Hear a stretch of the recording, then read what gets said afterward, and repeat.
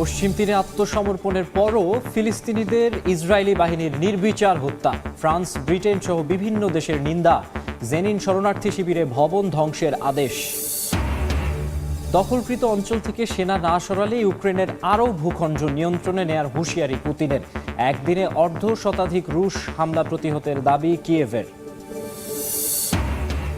নিয়ন্ত্রণে এলেও পুরোপুরি নেভেনি হংকংয়ের আবাসিক ভবনের আগুন। মৃতের সংখ্যা বেড়ে 96, নিখোঁজ 200। ক্ষতিগ্রস্তদের সহায়তায় $3.80 কোটি তহবিল গঠন।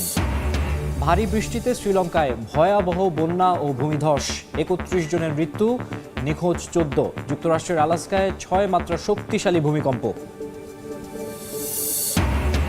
এবং ডেঙ্গু মোকাবিলায় বিশ্বে প্রথম 1 ডোজের টিকার অনুমোদন ব্রাজিলের। পাবে 12 থেকে 59 বছর বয়সীরা। উৎপাদনের জন্য চীনের কোম্পানির সঙ্গে চুক্তি।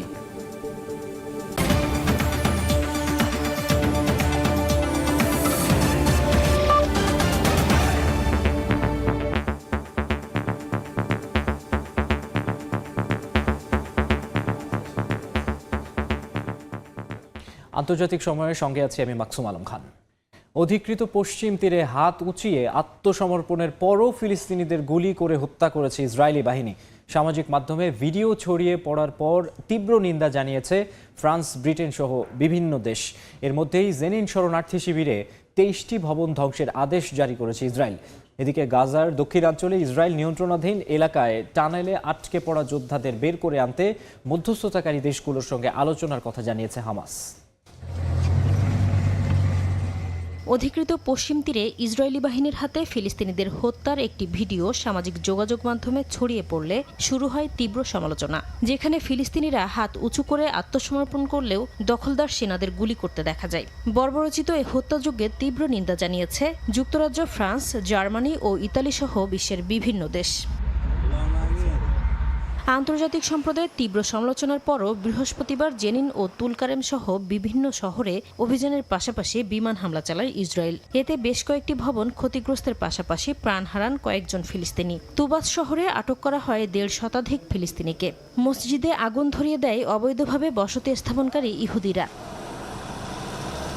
এর মধ্যেই জেনিন শরণার্থী শিবিরে 23টি ভবন ধ্বংসের আদেশ জারি করেছে ইসরায়েলি বাহিনী, যার মধ্যে 12টি পুরোপুরি এবং 11টি আংশিক ধ্বংসের কথা বলা হয়েছে। ফিলিস্তিনিদের জন্য পরিচালিত জাতিসংঘের ত্রাণ ও কর্মসংস্থান সংস্থা UNRWA জানিয়েছে, উত্তরাঞ্চলের শরণার্থী শিবিরগুলোতে ইসরায়েলি হামলার কারণে গৃহহারা হয়ে পড়েছেন 32,000 নিরীহ ফিলিস্তিনি।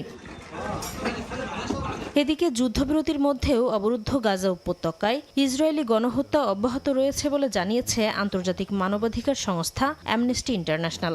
সীমিত ত্রাণ প্রবেশ করায় খাদ্যের পাশাপাশি জ্বালানি সংকটে জরুরি সেবার অর্ধেকই বন্ধ হয়ে গেছে। তীব্র ঠান্ডা আর বৃষ্টির কারণে বেড়েছে ভোগান্তি।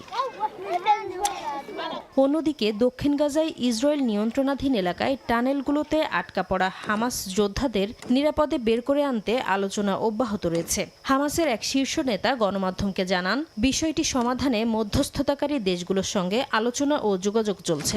টানেলগুলোতে 100 থেকে 200-র মতো হামাস যোদ্ধা আটকা আছে বলে জানা গেছে। নাসরিন রুমি, সময় সংবাদ। ইরান যুক্তরাষ্ট্রের টানাপোড়েন আরও তীব্র হচ্ছে। জুনের 12 দিনের যুদ্ধকে অবৈধ আগ্রাসন আখ্যা দিয়ে জাতিসংঘে যুক্তরাষ্ট্রের কাছ থেকে পূর্ণ ক্ষতিপূরণ দাবি করেছে তেহরান। ট্রাম্প প্রশাসনের আলোচনার নামে শর্ত আরোপের কৌশলের কারণেই আলোচনার পথ বন্ধ হয়ে আছে বলে অভিযোগ করেছেন ইরানের পররাষ্ট্রমন্ত্রী আব্বাস আরাঘচি। এদিকে প্রথমবারের মতো ইরানের রেভলিউশনারি গার্ড কোর্পসকে রাষ্ট্রীয় সন্ত্রাসী পৃষ্ঠপোষক হিসেবে ঘোষণা করেছে অস্ট্রেলিয়া। ইরানের বিরুদ্ধে যুক্তরাষ্ট্র ইসরায়েলের যুদ্ধের পর বৈরিতার রেশ যেন এখনো কাটছে না। এবার যুক্তরাষ্ট্রের কাছ থেকে সরাসরি ক্ষতিপূরণ দাবি করে বসেছে ইরান। জাতিসংঘ মহাসচিব ও নিরাপত্তা পরিষদের সভাপতির কাছে পাঠানো চিঠিতে দেশটির রাষ্ট্রদূত ইরাভানি জানান, তেল আবিবের সঙ্গে সমন্বিত মার্কিন হামলা তেহরানের সার্বভৌমত্ব লঙ্ঘন করেছে। ফোর্দো, নাতাঞ্জ ও ইস্পাহান লক্ষ্য করে B-2 বোমার ও F-35 ফাইটার ব্যবহারের মার্কিন স্বীকারোক্তিকে জাতিসংঘ সনদের স্পষ্ট লঙ্ঘন হিসেবে দাবি করেছে দেশটি।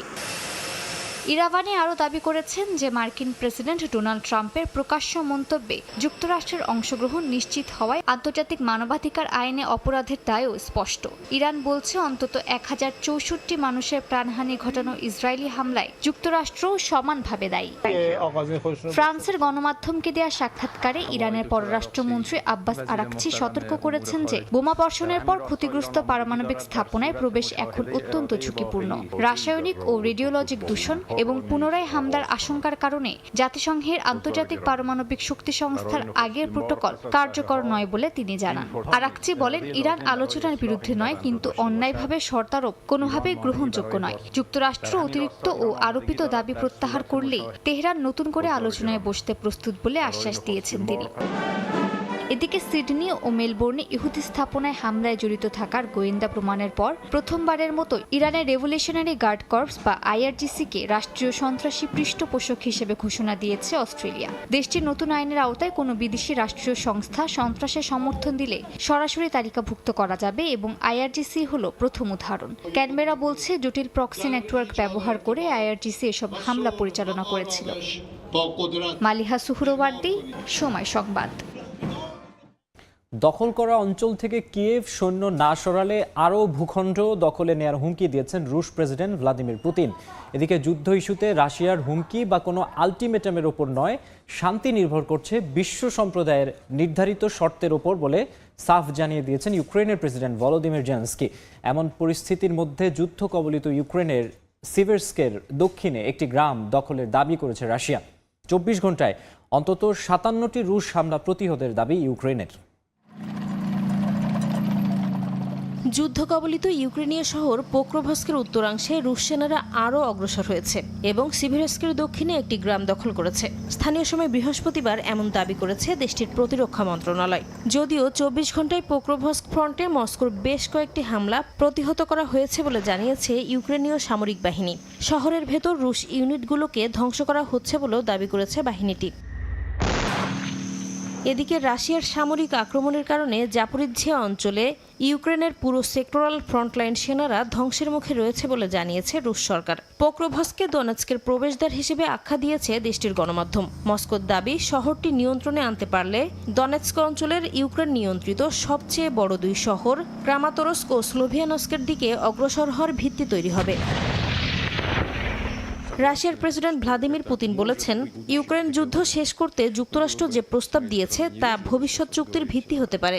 তবে একই সঙ্গে তিনি ইউক্রেনকে হুঁশিয়ারি দিয়ে বলেছেন, দখল করা অঞ্চল থেকে কিয়েভ সেনা না সরালে রুশ সেনারা জোর করেই আরও ভূখণ্ড দখল করবে। স্থানীয় সময় বৃহস্পতিবার কিরগিজস্তানের রাজধানী বিশকেকে সাংবাদিকদের সঙ্গে আলাপকালে যুদ্ধ ইস্যুতে আগামী সপ্তাহের শুরুতে যুক্তরাষ্ট্রের বিশেষ দূত স্টিভ উইটকফের নেতৃত্বে একটি প্রতিনিধি দল মস্কো সফরে যাবে বলেও জানান তিনি। এদিকে শান্তি নির্ভর করছে বিশ্ব সম্প্রদায়ের নির্ধারিত শর্তের উপর, রাশিয়ার হুমকি বা কোনো আলটিমেটামের উপর নয় বলে সাফ জানিয়ে দিয়েছেন ইউক্রেনের প্রেসিডেন্ট ভলোদিমির জেলেনস্কি। বলেন, ইউক্রেনীয় ও মার্কিন প্রতিনিধি দল চলতি সপ্তাহেই যুদ্ধ শেষ করার বিভিন্ন উপায় নিয়ে আলোচনা করবে, যা শান্তি আনার পাশাপাশি কিয়েভের নিরাপত্তা নিশ্চয়তা প্রদানেও সহায়তা করবে। নাসরিন রুমি, সময় সংবাদ। হংকংয়ে আবাসিক ভবনে ভয়াবহ আগুনের ঘটনায় মৃতের সংখ্যা বেড়ে দাঁড়িয়েছে 94 জনে। গুরুতর আহত হয়েছেন 76 জন। হতাহতদের মধ্যে রয়েছেন দমকল কর্মীও। এখনও নিখোঁজ প্রায় 200 জন। প্রাথমিক তদন্ত অনুযায়ী প্রতিটি তলায় লিফটের জানালাগুলো খুব সহজে জ্বলে উঠতে পারে এমন দাহ্য বস্তু দিয়ে ঢাকা থাকায় ভবনগুলোর ভেতরে আগুন দ্রুত ছড়িয়ে পড়ে। অবশেষে ধীরে ধীরে নিয়ন্ত্রণে আসছে হংকংয়ে আবাসিক ভবনের আগুন। দমকল কর্মীদের 2 দিনের প্রচেষ্টায় আগুন অনেকটাই নিয়ন্ত্রণে আসলেও এরই মধ্যে প্রাণ হারিয়েছেন বহু মানুষ, আহত অনেকে। হতাহত আরও বাড়তে পারে বলে আশঙ্কা করছে সংশ্লিষ্টরা। এদিকে পুড়ে যাওয়া ভবনগুলো থেকে বেশ কয়েকজনকে জীবিত উদ্ধার করা হয়েছে বলেও জানা গেছে। এক সংবাদ সম্মেলনে হংকংয়ের শীর্ষ নেতা জন লি জানান, তাইপো এলাকার ওই আবাসিক কমপ্লেক্সের আগুন মোটামুটি নিয়ন্ত্রণে রয়েছে। যদিও কমপ্লেক্সটির কিছু অ্যাপার্টমেন্টে ঘন ধোঁয়ার পাশাপাশি এখনও আগুন জ্বলতে দেখা যাচ্ছে, আর নিভে যাওয়া ভবনগুলোতে চলছে তল্লাশি কার্যক্রম। কর্তৃপক্ষ বলছে, ক্ষতিগ্রস্ত বাসিন্দাদের জরুরি আবাসনের জন্য 9টি আশ্রয়কেন্দ্র খোলা হয়েছে, যেখানে শত শত মানুষ আশ্রয় নিয়েছেন। প্রয়োজনে আরও আশ্রয়কেন্দ্র খোলার প্রস্তুতি রয়েছে। প্রাথমিক তদন্ত অনুযায়ী প্রতিটি তলায় লিফটের জানালাগুলো খুব সহজে জ্বলে উঠতে পারে এমন দাহ্য বস্তু দিয়ে ঢাকা ছিল, যে কারণে ব্লকগুলোর ভেতরে আগুন দ্রুত ছড়িয়ে পড়ে। ভবনের বাইরে সংস্কার কাজের জন্য ঘিরে রাখা জাল ও বাঁশের মাচাও আগুন দ্রুত বিস্তার লাভের অন্যতম কারণ বলেও ধারণা তদন্ত কর্মকর্তাদের। সংস্কারে সম্পৃক্ত প্রতিষ্ঠানের শীর্ষ কর্মকর্তাদের গ্রেপ্তারের পাশাপাশি অফিসে অভিযান চালিয়ে দরপত্রের নথি, কর্মচারীদের তালিকা, 14টি কম্পিউটার এবং 3টি মোবাইল ফোন জব্দ করা হয়েছে। এদিকে আগুনে ক্ষতিগ্রস্ত বাসিন্দাদের সহায়তায় 38.6 মিলিয়ন মার্কিন ডলারের একটি তহবিল গঠন করার কথা জানিয়েছে সরকার। গৃহহারাদের জন্য খোলা আশ্রয়কেন্দ্রের পাশে সহায়তা কার্যক্রম শুরু করেছে হংকংবাসী, যেখানে পোশাক, কম্বল, জুতা, খাদ্য সামগ্রী সহ বিভিন্ন নিত্য প্রয়োজনীয় পণ্য দিচ্ছেন বাসিন্দারা। আগুনের ঘটনায় বিভিন্ন দেশের পাশাপাশি হতাহতদের প্রতি সমবেদনা জানিয়েছেন ক্যাথলিক ধর্মগুরু পোপ 14 লিও। গত 77 বছরে হংকংয়ে এটি সবচেয়ে বড় আগুনের ঘটনা। এর আগে 1948 সালে একটি গুদামে লাগা আগুনে 176 জন মারা যান। নাসরিন রুমি, সময় সংবাদ। হংকংয়ের তাইপোতে ভয়াবহ অগ্নিকাণ্ডে এরই মধ্যে প্রাণ হারিয়েছেন বহু মানুষ। গত 7 দশকের মধ্যে এটি সবচেয়ে বড় অগ্নি দুর্ঘটনা। এর আগেও হংকংয়ে ভয়াবহ অগ্নিকাণ্ডে বহু প্রাণহানির ঘটনা ঘটেছে। 1948 থেকে 2025 সাল পর্যন্ত বড় বড় অগ্নিকাণ্ডের পেছনে দাহ্য পদার্থের অপরিকল্পিত সংরক্ষণ, ভবনের কাঠামোগত ঝুঁকি আর অগ্নি নিরাপত্তার ঘাটতিকেই প্রধান কারণ হিসেবে দেখছেন বিশেষজ্ঞরা। স্থানীয় সময় দুপুর 2:51। হংকংয়ের তাইপো জেলার ওয়াংকুপ কোর্ট রেসিডেন্সিয়াল এস্টেটে মুহূর্তেই ভয়াবহ আগুন ছড়িয়ে পড়ে। আগুনের তীব্রতা বুঝেই দমকল বিভাগ ঘোষণা করে লেভেল 5 অ্যালার্ম, অর্থাৎ শহরের সর্বোচ্চ সতর্কতা। বহু মৃতের সংখ্যা বাড়ছে, বহু আহত মানুষের অবস্থা সংকটজনক, আর শত শত মানুষ এখনো নিখোঁজ। উদ্ধার শেষ না হওয়া পর্যন্ত অনিশ্চয়তা কাটছে না। গত 63 বছরের মধ্যে হংকংয়ের সবচেয়ে ভয়াবহ অগ্নি দুর্ঘটনা এটি। এর আগে 1962 সালের অগস্টে শামসুইপো এলাকায় আগুনে 44 জনের মৃত্যু হয়েছিল। ভবনে প্রায় 50 পাউন্ড আতশবাজি মজুদ থাকায় আগুন মুহূর্তেই ছড়িয়ে পড়েছিল, যা সে সময়ের অন্যতম বড় দুর্ঘটনা।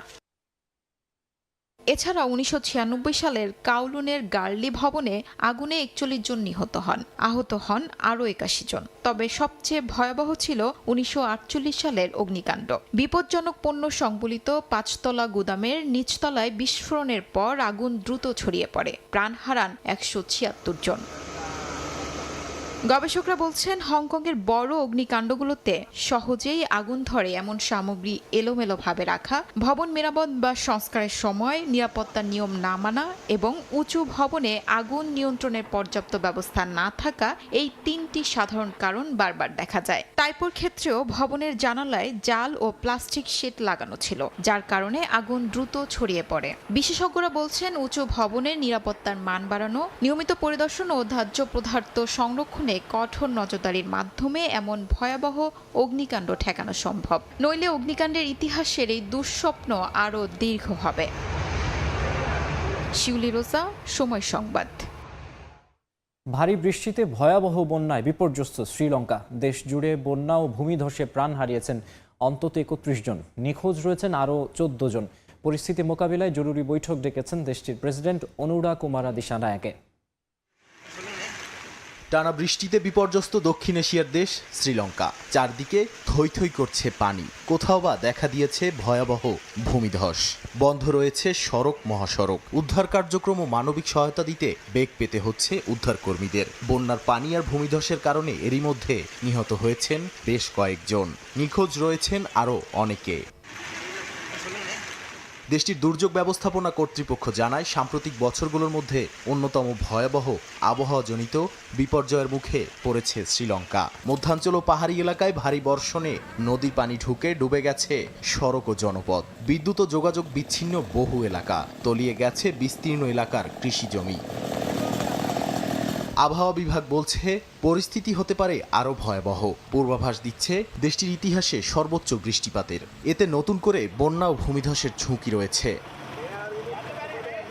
পরিস্থিতি মোকাবিলায় জরুরি বৈঠক ডেকেছেন দেশটির প্রেসিডেন্ট অনুরা কুমারা দিশানায়েকে। বৈঠকে দুর্যোগ ব্যবস্থাপনা কর্মকর্তাদের পাশাপাশি রাজনৈতিক নেতা, সেনাবাহিনী ও পুলিশের শীর্ষ কর্মকর্তারা অংশ নেন। ক্ষতিগ্রস্তদের দ্রুত সহায়তা, নিরাপদ আশ্রয় সরিয়ে নেওয়া ও পরিস্থিতি নিয়ন্ত্রণে সর্বাত্মক প্রস্তুতির নির্দেশ দেন প্রেসিডেন্ট।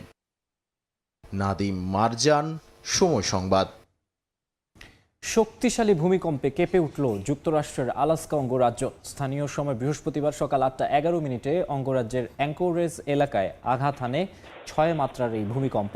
যুক্তরাষ্ট্রের ভূতাত্ত্বিক জরিপ সংস্থা জানায়, ভূমিকম্পটির উৎপত্তিস্থল ছিল সুসিটনা এলাকার উত্তর পশ্চিমে প্রায় 12 কিলোমিটার দূরে ভূগর্ভের 69 কিলোমিটার গভীরে। ঘটনার পর অ্যাঙ্কোরেজের মেয়র সুজান লা ফ্রান্স জানান, জরুরি পরিদর্শনে শহরের গুরুত্বপূর্ণ সরকারি অবকাঠামোয় কোনো ত্রুটি পাওয়া যায়নি। একই সঙ্গে মার্কিন সুনামি সতর্কতা কেন্দ্র জানায়, সুনামির আশঙ্কাও নেই। 2021 সালের পর এই প্রথম দক্ষিণ মধ্য আলাস্কায় এই ধরনের শক্তিশালী কম্পন অনুভূত হলো। এদিকে ইন্দোনেশিয়ার সুমাত্রা দ্বীপের উত্তরাঞ্চলে 6.6 মাত্রার শক্তিশালী ভূমিকম্প অনুভূত হয়েছে। জার্মান রিসার্চ সেন্টার GFZ জানায়, স্থানীয় সময় বৃহস্পতিবার এই ভূমিকম্প আঘাত হানে। ভূমিকম্পের উৎপত্তিস্থল ছিল ভূপৃষ্ঠ থেকে মাত্র 10 কিলোমিটার গভীরে।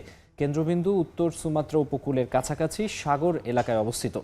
উৎপত্তিস্থল গভীর না হওয়ায় কম্পনটি বিস্তৃত অঞ্চলে অনুভূত হয়েছে, যদিও তাৎক্ষণিকভাবে কোনো ক্ষয়ক্ষতির তথ্য পাওয়া যায়নি। ভূমিকম্পের জেরে বিভিন্ন জায়গায় ব্যাপক আকারে বন্যা ও ভূমিধসের সতর্কতা জারি করা হয়, তবে কোনো সুনামি সতর্কতা জারি করা হয়নি। ডেঙ্গু মোকাবিলায় বিশ্বের প্রথম 1 ডোজের টিকার অনুমোদন দিল ব্রাজিল। ব্রাজিলিয়ান কর্তৃপক্ষ এই টিকার অনুমোদন দিয়ে একে ঐতিহাসিক অর্জন বলে অভিহিত করে। আপাতত 12 থেকে 59 বছর বয়সীরা বুটানটান ডিভি নামের টিকাটি নিতে পারবেন। এরই মধ্যে টিকা উৎপাদনের জন্য চীনের একটি কোম্পানির সঙ্গে চুক্তি করেছে দেশটি।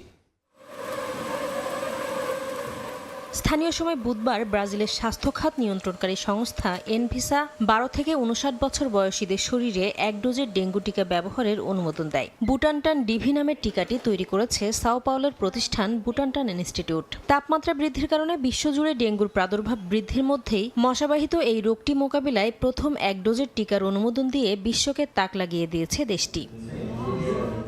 এক সংবাদ সম্মেলনে বুটানটান ইনস্টিটিউটের পরিচালক এসপার কালাস জানান, ব্রাজিলের বিজ্ঞান ও স্বাস্থ্য খাতের জন্য এটি একটি ঐতিহাসিক অর্জন। দশকের পর দশক ধরে যে রোগ ব্রাজিল তথা বিশ্ববাসীকে বিপর্যস্ত করে রেখেছে, তার বিরুদ্ধে এবার খুব শক্তিশালী একটি অস্ত্র দিয়ে লড়াই করা যাবে বলেও মন্তব্য করেন তিনি। মূলত ব্রাজিল জুড়ে 8 মাস ধরে পরীক্ষা চালানোর পর 1 ডোজের এই টিকার অনুমোদন দেয়া হয়। এর আগে দেশটির অন্তত 16,000 স্বেচ্ছাসেবকের শরীরে এটি পরীক্ষামূলকভাবে প্রয়োগ করা হয়েছে। সেখানে গুরুতর ডেঙ্গু সংক্রমণের বিরুদ্ধে টিকার কার্যকারিতা পাওয়া গেছে 91.6%। এরই মধ্যে এই টিকা উৎপাদনের জন্য চীনের কোম্পানি উশি বায়োলজিক্সের সঙ্গে চুক্তি করেছে ব্রাজিল। চুক্তি অনুযায়ী 2026 সালের দ্বিতীয়ার্ধে প্রায় 3 কোটি ডোজ টিকা তৈরি করে দেবে চীনা কোম্পানিটি। বিশ্ব স্বাস্থ্য সংস্থার তথ্য অনুযায়ী বর্তমানে সারা বিশ্বে শুধু TAK-003 নামে ডেঙ্গুর একটি টিকা রয়েছে, যেটি 3 মাস ব্যবধানে 2 ডোজ নিতে হয়। সংস্থাটির হিসেব অনুযায়ী 2024 সালে বিশ্বব্যাপী 1,46,00,000-এর বেশি ডেঙ্গু রোগী শনাক্ত হয়। মারা যান রেকর্ড প্রায় 12,000 মানুষ, যার অর্ধেকই